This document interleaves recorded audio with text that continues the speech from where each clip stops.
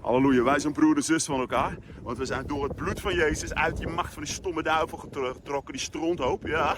En we zijn geplaatst in het koninkrijk van Jezus Christus. Dat is in ons.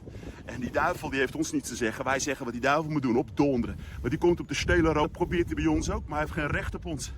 Amen, zus. Maar u zegt maar, u had 2 jaar pijn in de knieën en de rug.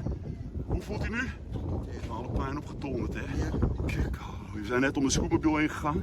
Maar zeg maar, als jij ook pijn hebt, ga naar Jezus. Amen. Mensen, nogmaals, hij is de levende God, hij is de Alpha en Omega. Als hij een profeet, of alleen maar een profeet was geweest op bijzonder mensen, had ik nog steeds in mijn strontfouten, want dan was ik nooit vergeven geweest.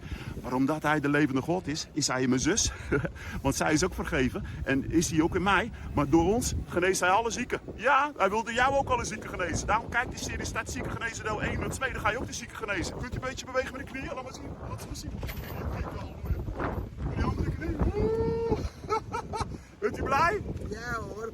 Nou, mensen, ga naar Jezus toe, ja? Hoi hoi!